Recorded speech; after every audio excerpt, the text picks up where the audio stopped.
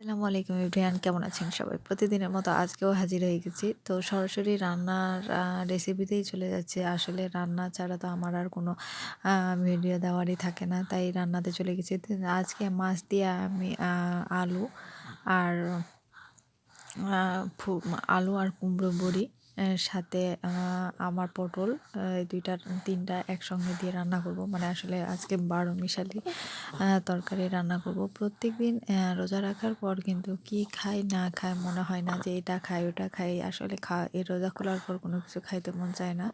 তো ভাবলাম যেহেতু সবজির সাথে ৫ মিশালি রান্না করি, ভালো লাগবে। তো এই তো এগুলো আমি সবকিছু ভেজে নিয়েছি।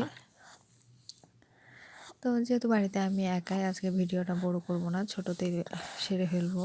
প্রত্যেকদিন যেহেতু ভিডিওটা আমি বড় করি, আজকে আশা রাখছি যে বড় করব না। তো আমি একাই হাতে যতটুকু পারতেছি ততটুকুই করছি। তারপরও অনেক কষ্ট হচ্ছে। তারপরও বাবু, আবার ভিডিও করা। তো যখন এমন সময় ভিডিও করার কাজ হয়ে যাচ্ছে, যে সময় আমি হয়তো মানে ভিডিও করার সময়টাও পাচ্ছি না, ফোনটা নেওয়ার সময় পাচ্ছি না। তারপরেও চেষ্টা করছি যে না, যতটুকু পারি ততটুকু আপনাদের সঙ্গে শেয়ার করার। তো এখানে আমি পেঁয়াজ কলি দিয়ে আলু আবার রান্না করব। তো এটা আমি আজকে প্রেশার কুকারে ঝটপট রান্না করার জন্য চড়িয়ে দিয়েছি। তো তেল, হলুদ, মরিচ, লবণ, পেঁয়াজ যা লাগে সব কিছু একসঙ্গেই দিয়ে আমি চড়িয়ে দিয়েছি। তো এটা আমি ভালোভাবে মাখিয়ে অল্প পানি দিয়ে কিন্তু চড়িয়ে দিব। তো আসলে দিন দিন যত রোজা বাড়তেছে তত কিন্তু মানে আসলে ক্লান্তিটাও বাড়তেছে।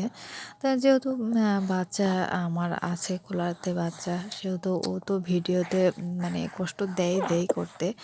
আর এমনিতে রোজা রেখেও কিন্তু কষ্ট হয় ভিডিও করতে। তো যাক, কষ্টের পরই হয়তো বা সুখ। সবাই কষ্টর মধ্যে দিয়েই ভিডিও করে। কোনো একজন আপু নাই যারা বলেন না যে আমি কষ্ট ছাড়া আমার ভিডিওগুলো এডিটিং করি বা ভিডিও করি। তো যাক, সবাই কষ্টের মধ্যেই থাকেন। তো অবশ্যই আমি প্রত্যেক ভিডিওতে আমি আমার বলে রাখি যে আমার চ্যানেলটিতে যারা নতুন আপু ভাই আছেন তারা অবশ্যই আমার চ্যানেলটি সাবস্ক্রাইব করবেন। আর যারা পুরাতন ভাই আছে তারা অবশ্যই আমার ভিডিওটি দেখার আগে লাইক দিয়ে ভিডিওটা দেখার চেষ্টা করবেন। তো অবশ্যই কমেন্ট করবেন, কারণ কমেন্ট না করলে কিন্তু ভালো লাগে না। তো এখানে আমার মাছ ভাজা হয়ে গেছে, সবগুলো ভেজে নিয়েছি।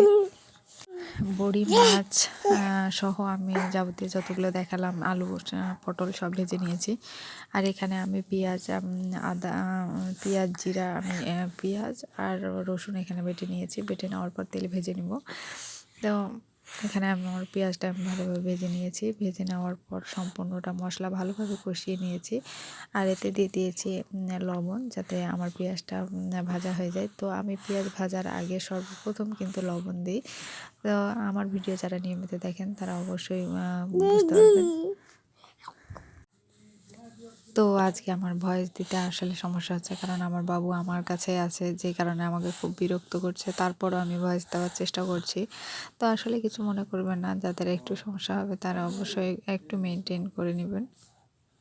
এই সাইডে আমার পেঁয়াজটা কিন্তু ভাজা হয়ে গেছে প্রায়। এতে কিন্তু আমি আদা জিরা দিয়ে দিয়েছিলাম। দিয়ে দেওয়ার পর আমার মশলাটা আমি ভেজে নিয়েছি আবার। এরপর দিয়ে দিচ্ছি ১ চা চামচ হলুদ গুঁড়ো এবং ১ চা চামচ মরিচ গুঁড়ো। তা আপনারা মানে যেভাবে স্বাভাবিক রান্না করেন সেভাবেই রান্না করবেন।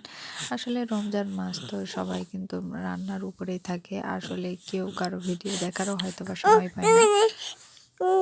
আমার দিক থেকেই বলি যে আসলে বাচ্চা কাচ্চা সামলে আবার সংসার সামলে আবার ভিডিও দেখা হয়তো বা হয়ে আসে না খুব একটা। তারপরও চেষ্টা করি অনেক আপু ভাই আমার যারা পরিচিত আছেন তাদের সবার ভিডিও দেখার। তো দেখতেই পাচ্ছেন এই সাইডে কিন্তু আমার মশলা কষানো হয়ে গেছে। এই সাইডে আমার ভাজা জিনিসগুলো দিয়ে আমি ভেজে নিয়েছিলাম। পরে পানি দিয়ে আমি কিন্তু আমার মাছগুলো ঢেলে দিয়েছি। এরপর আমি ভালোভাবে ঢাকনা দিয়ে সুন্দর করে আমার মাছটা নামিয়ে নিব। তো এই তো দেখতে পাচ্ছেন আমার মাছটা হয়ে গেছে। আমার বড়িগুলো কিন্তু সুন্দর হয়ে সিদ্ধ হয়ে গেছে। আসলে আমার এই এখনকার বড়িগুলো কিন্তু অনেক ভালো, যার কারণে অল্প জালেই সিদ্ধ হয়ে যায়। তো এই সাইডে আমার দেখতে পাচ্ছেন যে বড়িগুলো কিন্তু সিদ্ধ হয়ে গেছে। আচ্ছা বাবা তা তো আসলে আজকে আমার বাবুর জন্য একটু ভয়েস দিতে অনেক সমস্যা হচ্ছে, মানে ও খুব একটা মানে বিরক্ত করছে। আর আজকে যেহেতু ওর ঘুম যায়নি, যার কারণে আমি ভয়েস দিতে পারিনি ভালোভাবে। তো এখানে তো আমার পেঁয়াজ কলি কিন্তু রান্না হয়ে গেছে, আর তেল দেখতেই তো পাচ্ছেন সাইডে কত তেল বের হয়েছে। আর এটা চিংড়ি মাছ দিয়ে রান্না করেছি। আর এই সাইডে আমি চিংড়ি মাছ দিয়ে ঢেঁড়স রান্না করছি, ঢেঁড়সের ঝোল। আর ওই সাইডে আমার মাছ। তো আজকে রোজার জন্য আসলে এই সব কিছুই রান্না করলাম। আর যেহেতু আমরা দুইজন মানুষ, বেশি কেউ নাই, সেই জন্য কিছু রান্না করিনি। তো এখানে ভাবলাম যে দুইজন আজকে ইফতার, আমার বাবা কিন্তু বাইরে করবে, যার কারণে আমি ভাবলাম যে সবজি পিঠা করি, যার কারণে প্যানে দিয়ে আমি পিঠাগুলো বানিয়ে নিয়েছি। ও সবজি পিঠাগুলো আমি এখানে ইফতারের আগে কিন্তু বানিয়ে নিব। তার আগে কিন্তু আমি আরও অনেক কাজ করেছি, যেগুলো হয়তো তাড়াহুড়ার কারণে করা হয়নি। মানে আসলে এমন সময় রান্নাবান্নাটা আমার শেষ হয় যে সময় আমার ভিডিও করা, কেন ফোনটা ধরতেও পারি না, এরকম অবস্থা হয়ে যায়। তো তারপরও কিন্তু চেষ্টা করেছি। তো আমার অনেকবারই হয়তো বা বলা হয়ে গেল, অনেক আপু ভাইয়া হয়তো বা বলবেন যে বারবার বলেন কেন। তা আসলে এটা কষ্ট হয় বলেই কিন্তু আমি আপনাদের সামনে শেয়ার করি। তো যাক, এই তো রান্নাবান্না আমার প্রায় শেষের পথে। তো অবশ্যই আমার চ্যানেলটি এর পাশেই থাকবেন, আমার জন্য দোয়া রাখবেন। আর এই সাইডে আমার সবজি পিঠা প্রায় শেষের দিকে। তো আজকে এই পর্যন্তই, আর কিছু দেখাবো না আপনাদের। ভালো থাকবেন সবাই, আল্লাহ হাফেজ।